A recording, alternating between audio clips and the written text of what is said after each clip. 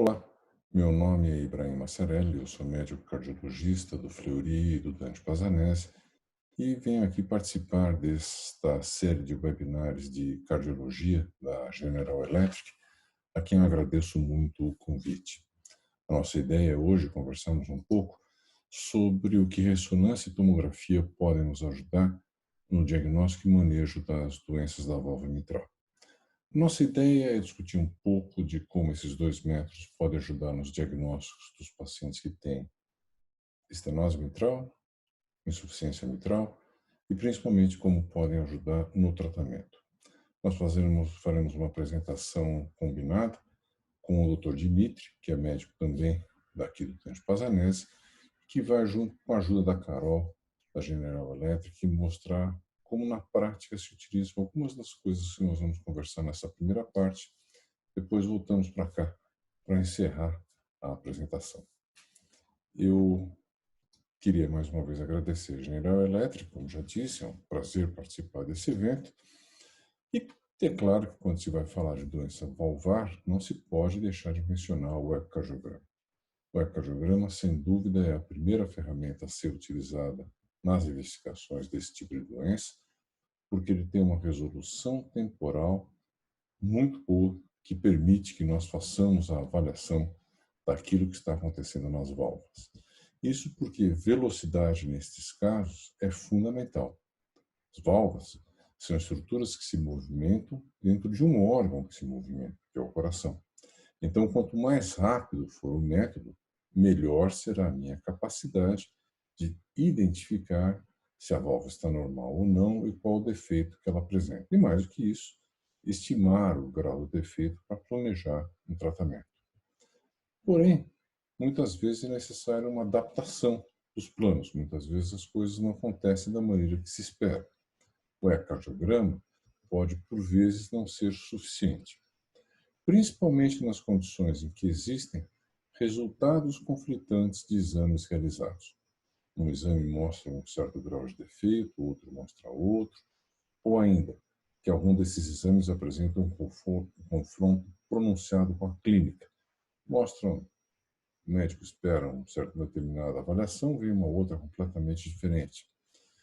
Existem outras situações ainda que nós precisamos caracterizar melhor o tecido, principalmente o miocárdio, porque eu preciso disso talvez para tomar alguma decisão terapêutica. Da mesma forma, às vezes eu suspeito pelo ecocardiograma que existe trombo no átrio esquerdo, mas não tenho certeza. Tenho que ir além nessa investigação. E os assintomáticos com defeito valvar grave representam um desafio especial. E aqui eu volto ao assunto de melhor caracterização tecidual, uma vez que esses pacientes, de fato, precisam ser muito bem analisados para que se possa escolher o momento correto da intervenção, de modo a usar de uma maneira muito inteligente os recursos terapêuticos e não permitir que exista um dano miocárdico irreversível, que, por sua vez, acarrete num pior prognóstico para esses pacientes. Tanto tomografia como ressonância podem nos ajudar na avaliação desses casos e dar informações que vão se somar àquelas oferecidas pela Doppler cardiografia e auxiliar na decisão do melhor momento de intervir ou na forma de conduzir esses pacientes. Vamos começar falando da estenose mitral. Nos casos da estenose mitral, principalmente quando eu falo de ressonância, eu conto com um método também dinâmico, tem uma resolução temporal não exatamente como a eco, mas que também é bastante boa e que vai me permitir avaliar o coração ao longo de todo o ciclo cardíaco. Se eu fizer imagens inicialmente que mostrem bem o aparato valvar mitral, e se eu realizar sobre essa válvula ao longo do seu movimento cortes perpendiculares, eu posso, como mostram as imagens dos dois quadros à direita de quem olha, identificar o local exato em que existe o ponto de menor abertura da área valvar mitral. Nesse local, eu faço uma avaliação por planimetria, como vemos aqui em vermelho, nesse quadro superior à direita de quem olha, e isso dá uma ideia do grau de redução da área de fluxo valvar mitral. com boa correlação, como já se sabe, estudos publicados já desde 2005, mostram que a correlação é satisfatória até com a ecocardiografia. Ecocardiografia, que por sua maior simplicidade e menor custo, acaba sendo realizada. Mas não é que a ressonância seja ruim. Ela, na verdade, apresenta até uma variabilidade menor do que o eco. Ou seja, repetir os estudos pela ressonância me dá valores mais próximos uns dos outros do que quando eu faço eco. Mas não são valores assim muito diferentes. Então, o eco continua sendo uma ferramenta muito utilizada, embora experiências pequenas, é verdade, da literatura e do nosso serviço mostram que é uma opção para se avaliar esse tipo de defeito. Assim como é uma opção, eu vou tentar estimar o gradiente transvalvar por meio de imagens dinâmicas, as imagens que medem a velocidade de fluxo, a partir das quais eu posso fazer aquelas mesmas medidas que se faz com outras formas dinâmicas de analisar o coração e a válvula. É também uma forma que vai me ajudar a estimar o que acontece com pacientes nos quais existe estenose mitral. E a tomografia? Bem, a tomografia pode ser empregada de algumas maneiras. Uma delas é tentar se reproduzir na válvula mitral aquilo que já se faz no caso de estenose aórtica, ou seja, tentar calcular o score de cálcio do órgão que eu estou estudando. No caso da estenose aórtica, eu posso calcular o score de cálcio dos folhetos valvares. Aqui, alguns autores têm proposto que se calcule o score de cálcio do anel valvar mitral. E tem mostrado, por exemplo, esse estudo publicado em 2016, que existe uma certa correlação e quanto maior a calcificação, pior o grau de estenose. É uma correlação que, na verdade, é um pouco mais fraca que aquela que se observa na estenose aórtica. Então, nós temos a possibilidade de prever que existe uma maior chance de que a estenose seja grave quando esse score é muito alto, mas não é uma relação tão linear, tão simples, tão direta, como aquela que se observa nos pacientes com estenose aórtica. O que isso mostra, porém, quando existem essas calcificações extensas, é que são casos que podem progredir mais rapidamente. Então, talvez não nos pacientes com estenose grave, mas se nós estivermos pensando ou avaliando pacientes com estenose moderada, talvez medir o grau de calcificação seja uma coisa útil. Esse estudo analisou 104 pacientes com a média de 73 anos de idade, praticamente, e eles fizeram, além do ecocardiograma, fizeram as medidas do cálcio, como nós já dissemos, e também fizeram PET, para avaliar o grau de presença inflamatória no anel valvar mitral. Eles observaram que alguns pacientes, como os gráficos da direita mostram, pioraram ao longo da evolução. Eram principalmente as mulheres, eram os casos que tinham insuficiência renal e eram aqueles que tinham atividade inflamatória medida pelo PET. Mas o fator preditor mais importante foi o score de cálcio de base. Então, talvez o score de cálcio, no caso da mitral, talvez ele não seja exatamente correlato daquele que acontece na estenose aórtica, onde nós temos uma relação direta entre grau de calcificação e grau de estenose. Aqui nós podemos sim estar diante de um preditor de pior evolução, e isso tem um importante resultado clínico. A exemplo, porém, do que acontece com a ressonância, pela tomografia eu também posso fazer uma medida direta. Eu posso usar um pouco mais de raio-x, fazer uma imagem boa ao longo de todo o ciclo cardíaco e, a partir daí, como mostra essa imagem inferior direita, ter uma área de secção transversa, eu vejo a área de fluxo valvar mitral e faço essa medida. É necessário muito cuidado.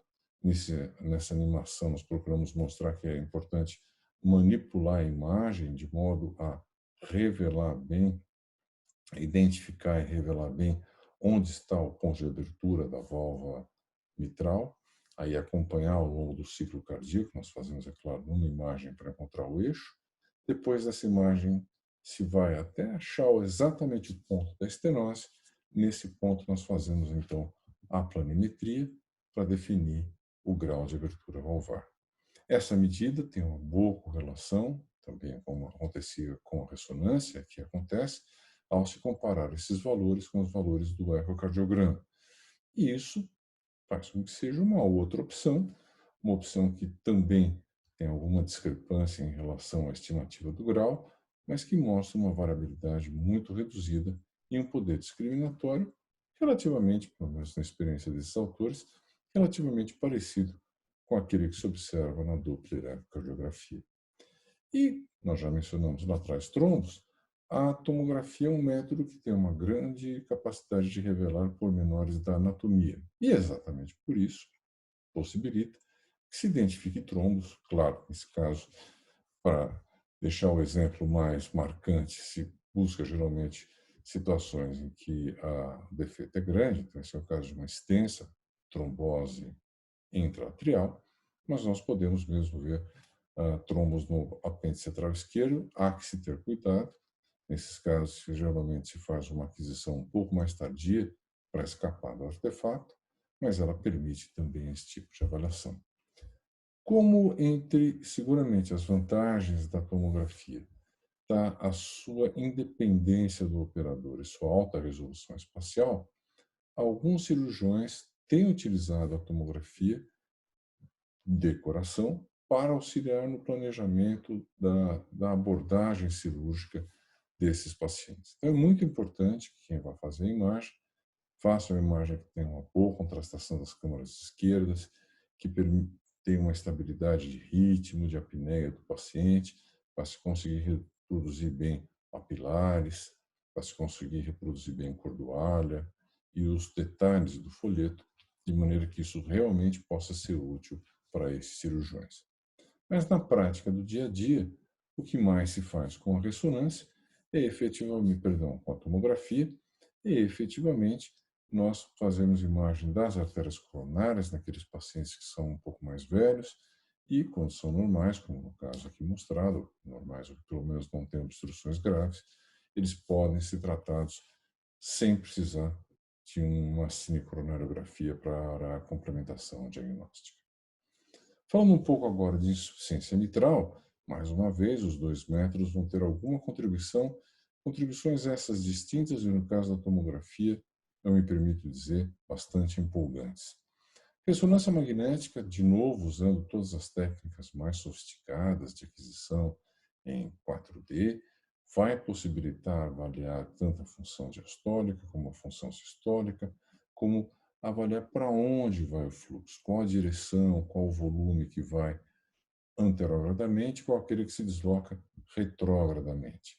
Posso fazer isso medindo a velocidade e, geralmente, se estima a fração de regurgitação, se estima a proporção de sangue que volta para o átrio ao invés de ir para a aorta, fazendo uma mensuração mista. Por planimetria, nós fazemos uma medida dos volumes e chegamos no volume ejetado. Pela medida do fluxo, nós conseguimos uma análise do volume de sangue que retorna. Fazendo uma subtração, fazendo uma relação entre eles, nós temos então a fração regurgitante, que nos permite dar números e classificar a insuficiência como discreta, como moderada ou como grave. Isso ajuda muito.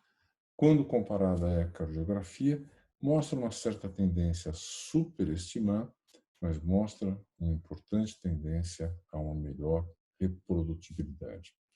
Então, em casos em que existe dúvida ao ecocardiograma se de fato a insuficiência é grave ou não, nós podemos fazer a ressonância e vamos reclassificar como fizeram esses autores que analisaram esses 103 pacientes e viram mais casos graves de refluxo após realizar a ressonância, e isso acabou tendo impacto direto no manejo destes pacientes. E é preciso que se trate adequadamente, porque, como estes outros autores mostraram, se eu não fizer, o prognóstico desses casos é pior. O destino desses pacientes é menos positivo se eu não fizer a intervenção no momento adequado.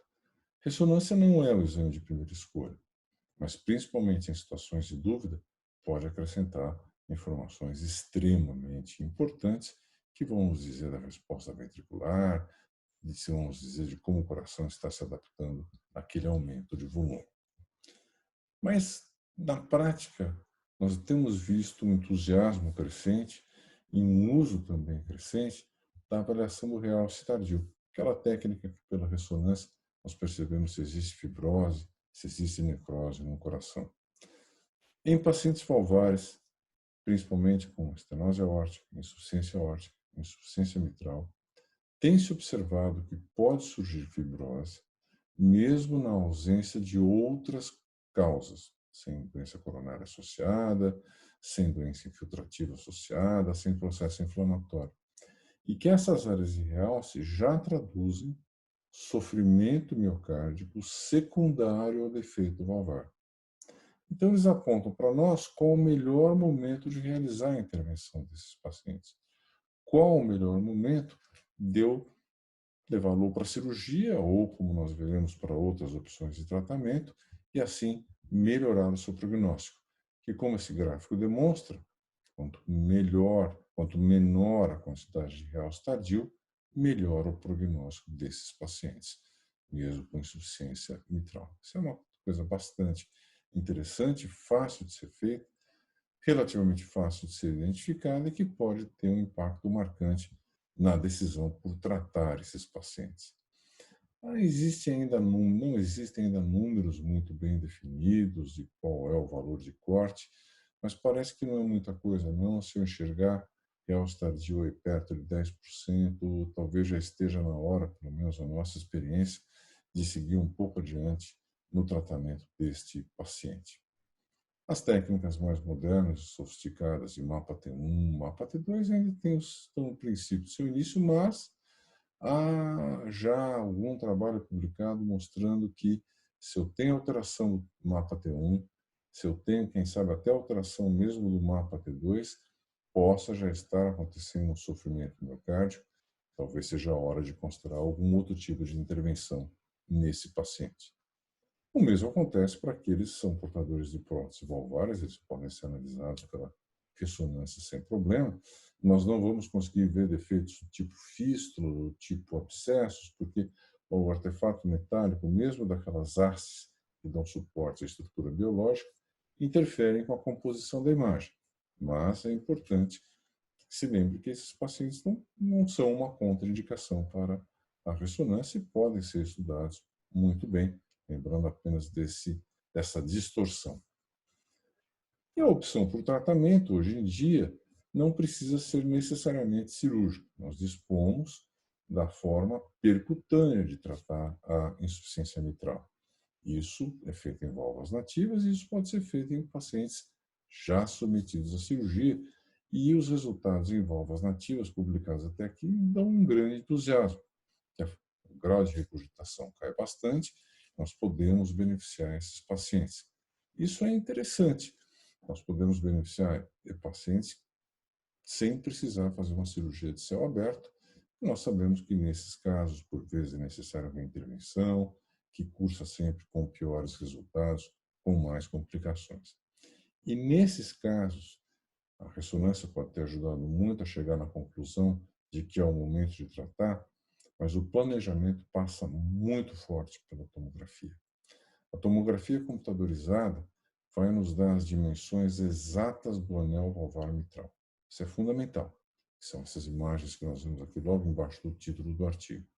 Eu preciso medir o tamanho do anel, as dimensões do anel, para, a partir dali, encontrar a prótese que mais se adapta, de maneira que ela permita um bom fluxo, sem que exista um refluxo muito grande, sem que eu precise mexer muito nisso, como nós veremos no caso prático. Também, por outro lado, eu preciso avaliar a relação desse dispositivo que eu vou implantar com a cavidade ventricular esquerda. Eu tenho que tomar cuidado com outros defeitos anatômicos que possam existir, tenho que caracterizar bem a válvula, mas não posso deixar de ver, não posso deixar de estudar. A parte mais importante, talvez, a relação desse dispositivo que se planeja implantar com a cavidade ventricular esquerda. Por quê? Porque esse dispositivo ele é rígido, ele é envolto com uma estrutura metálica e se ele estiver muito próximo do septo, ele vai deixar um espaço pequeno para a via de saída do ventrículo esquerdo que se forma, a tal neovia de saída do ventrículo esquerdo. E isso pode provocar como se fosse uma estenose subaórtica. Isso pode provocar uma obstrução ao fluxo, o que sempre é indesejável. Então, nós precisamos, como eu disse, saber qual o modelo que será implantado. A partir daí é feita, aqui representada em verde, uma reconstrução teórica dessa prótese. E antes de se proceder ao implante, é feito um planejamento e se desloca a prótese um pouco mais para dentro do átrio, um pouco mais para dentro do ventrículo, até chegar numa posição satisfatória, que eu vou deixar o Dr. Dimitri explorar um pouquinho mais, mas até eu chegar numa posição satisfatória, que me possibilite ter um implante adequado e não exista obstrução. Se eu tiver uma área pequena, aí não é um bom candidato. É um caso que tem que ser levado para o tratamento cirúrgico, e porque o tratamento percutâneo não vai dar bons resultados dessa maneira. Nós precisamos também saber qual o ângulo, fornecer um ângulo melhor de trabalho, e a imagem da direita mostra uma relação interessante entre o volume atrial e a prótese. Lembrando que, com o passar do tempo, se tudo der certo, esse volume atrial tende a diminuir. Então, é importante que a gente lembre disso e perceba bem quando a prótese ia para o ventrículo, porque no segmento alguém pode confundir esses números e dar algum problema.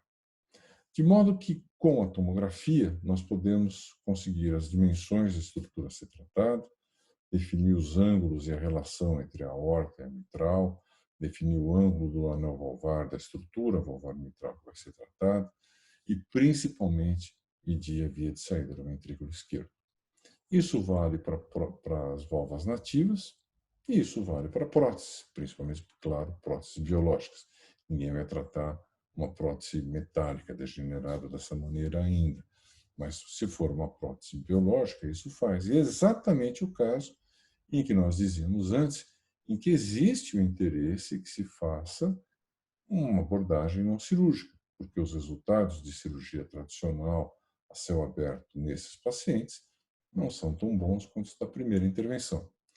E nós temos tido a oportunidade de participar de um programa que é desenvolvido no Dante Pazanese, e a GE tem nos ajudado muito nisso, nós queremos aqui deixar registrados os agradecimentos, de exatamente avaliar pacientes com degeneração de próteses biológicas implantadas no plano mitral e que são tratadas, ou que se tenciona pelo menos tratá-las percutaneamente. Olá, eu sou Dimitri Siqueira, eu sou cardiologista intervencionista do Instituto Dante Pazanese de Cardiologia e eu gostaria de compartilhar com vocês hoje o caso de um paciente com disfunção de prótese mitral, tratado com um procedimento minimamente invasivo, implante de prótese transcatéter, denominado valve-in-valve mitral, em que particularmente a utilização do software CVI mitral foi bastante útil para se planejar esse procedimento.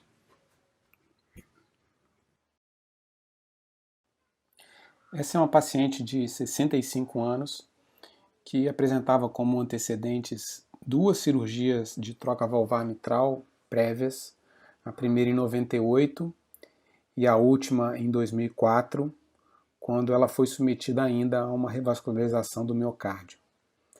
Essa paciente apresentava ainda como comorbidades hipertensão arterial, fibrilação atrial e insuficiência renal crônica não dialítica, e se apresentou no hospital com um quadro de insuficiência cardíaca, classe funcional 3, com diagnóstico de disfunção de prótese mitral.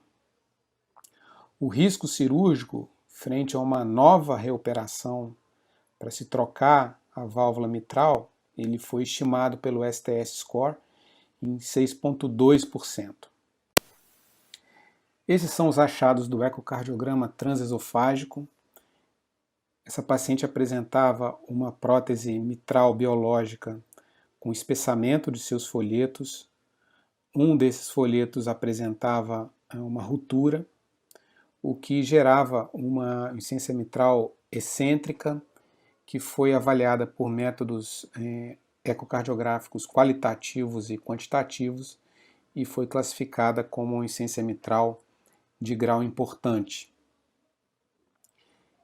Essa paciente ela foi selecionada para um estudo randomizado em andamento na instituição, em que vai comparar os resultados do valve-in-valve mitral, realizado por via transeptal, versus os resultados da cirurgia de retroca valvar mitral clássica. E no caso, após a randomização, essa paciente foi alocada no grupo submetido ao valve-in-valve mitral. A tomografia ela adquire papel fundamental no planejamento do procedimento de valve-in-valve mitral. E dentre as suas aplicações, uma delas diz respeito à avaliação da via de acesso a ser utilizada. Hoje em dia, a maior parte dos casos de valve-in-valve mitral tem sido realizados por via transeptal. Mas em situações como as demonstradas nessas duas figuras, em que há uma calcificação excessiva da parede do átrio, principalmente quando essa calcificação se localiza no septo interatrial, a punção transeptal pode estar dificultada e, em alguns casos, a via transapical tem que ser utilizada. Uma outra aplicação da tomografia nesse cenário diz respeito à determinação das dimensões da prótese cirúrgica prévia. Isso é uma informação fundamental para que se escolha adequadamente a prótese transcatéter que vai ser implantada.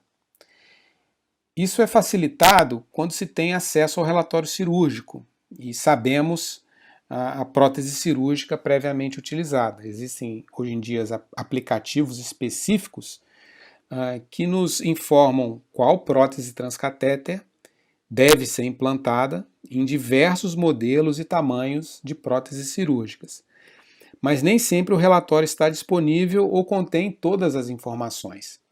Então, nesses casos, a angiotomografia ela nos fornece diversas medidas da prótese cirúrgica, como os diâmetros externo, interno, diâmetro verdadeiro, que nos levam a escolher com mais exatidão qual prótese transcatéter deva ser implantada.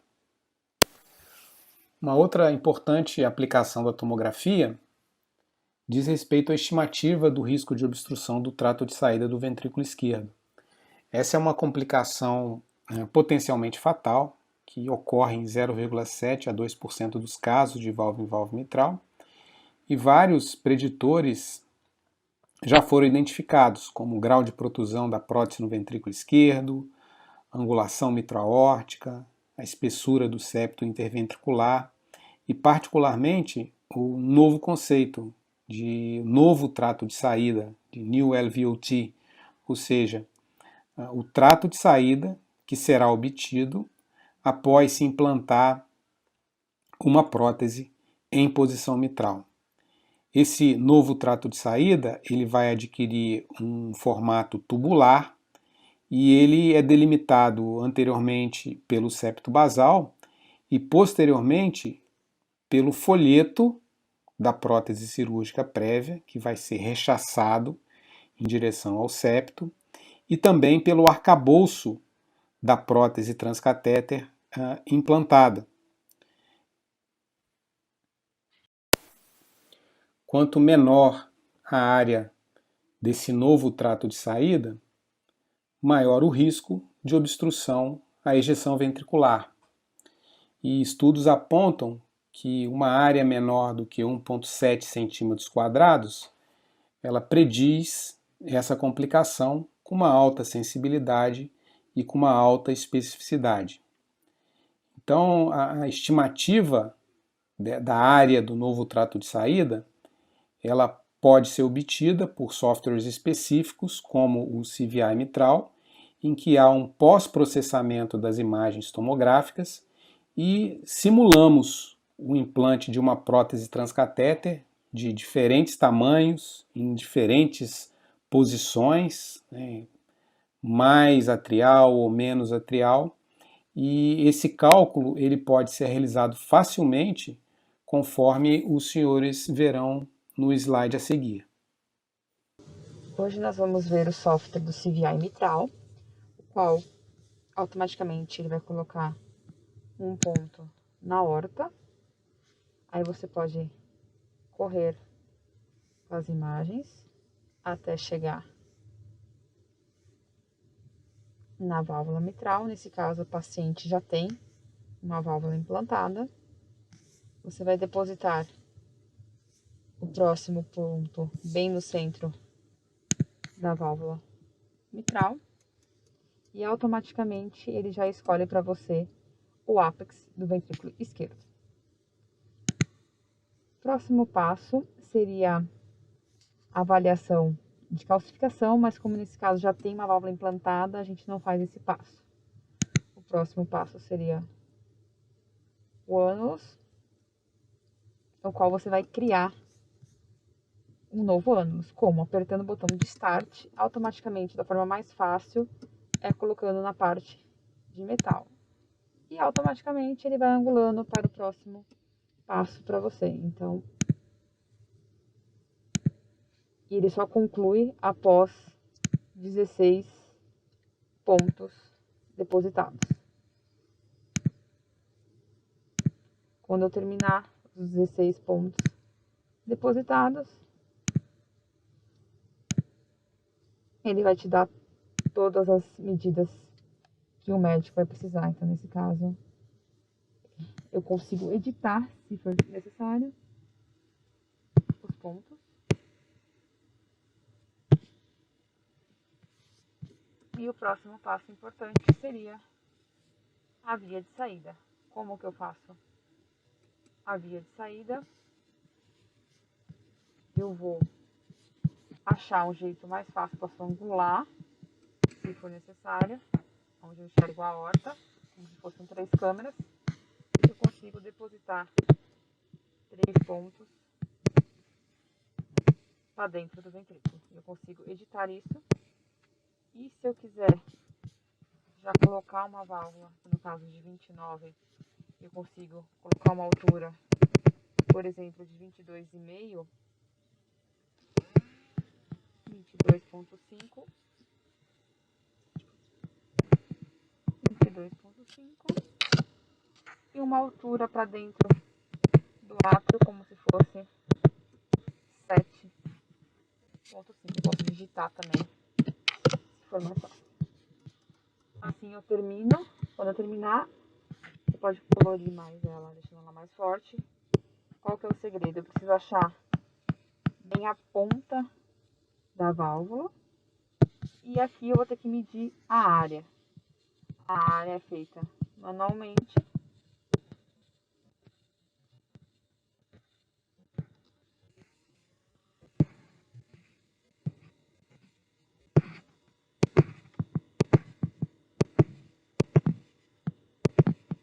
Dois cliques para fechar. E aqui ele vai te dar uma área de 343 e 44. O próximo passo que eu posso fazer é o ângulo da fluoroscopia. E isso vai ajudar, no caso do Dr. Dimitri, ao melhor ângulo do braço da hemodinâmica.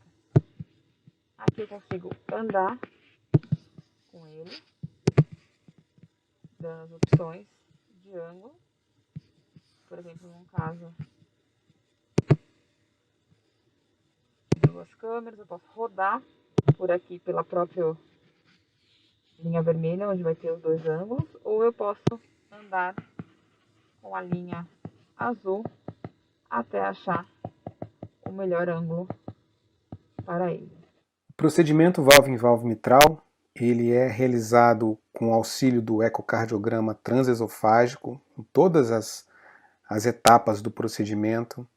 Observem, os senhores, que o primeiro passo diz respeito à punção transeptal.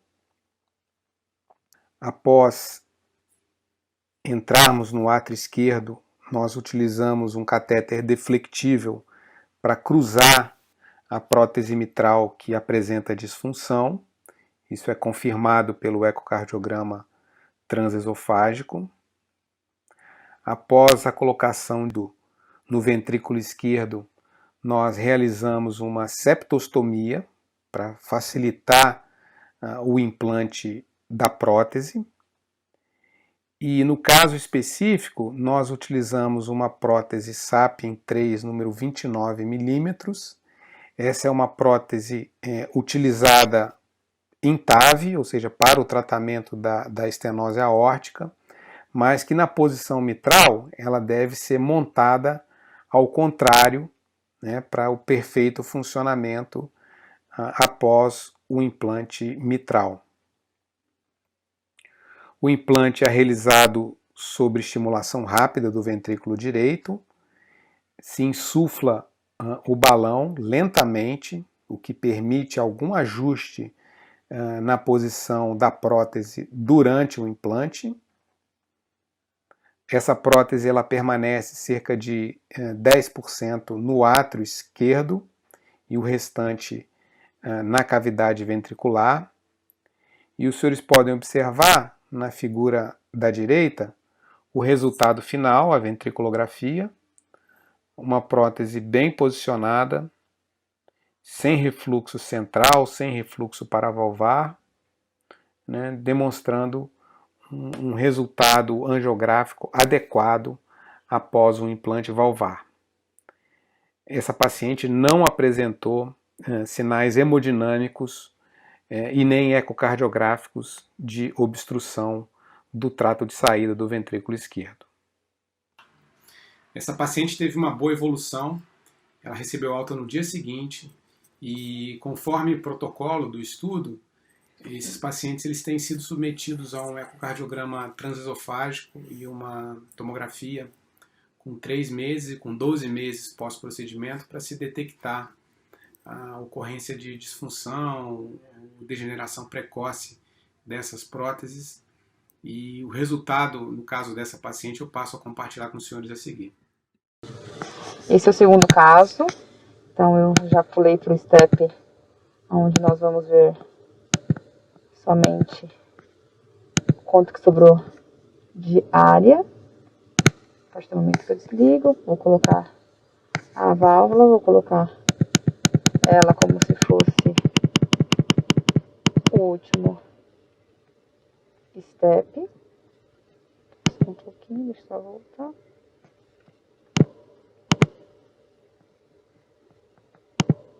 Aqui.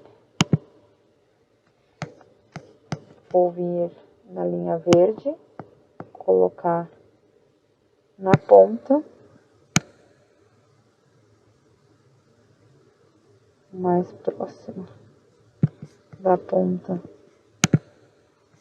possível.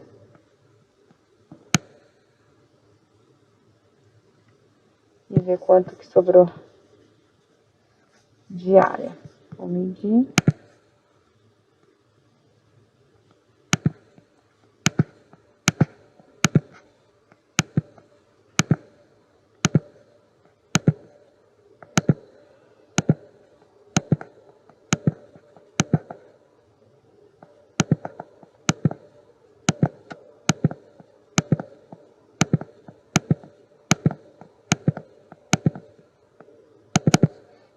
Dois cliques, 348.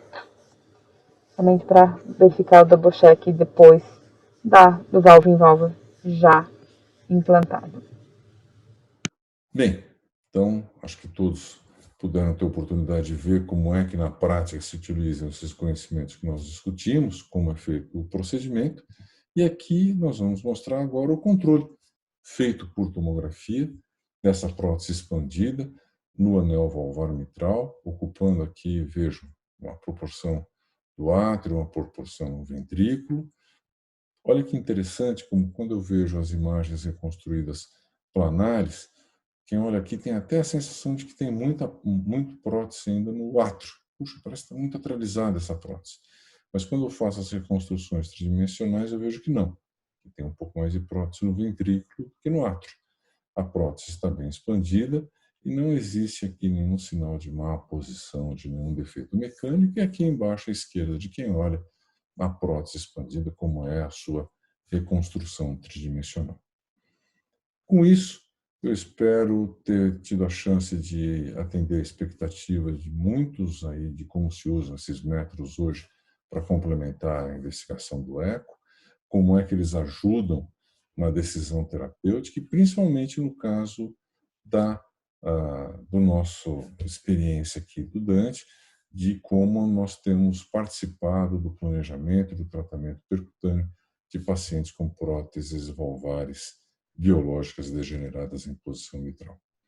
Quero mais uma vez agradecer a atenção de todos, agradecer ao Dimitri e à Carol a participação nessa nossa tentativa de fazer uma coisa dinâmica, que fosse mais agradável e menos cansativa, e agradecer muito a General Electric, tanto ao convite para participar dessa série de webinar, como pela parceria que nós temos tido no desenvolvimento do tratamento dos pacientes do Dante Pazanese. Muito obrigado.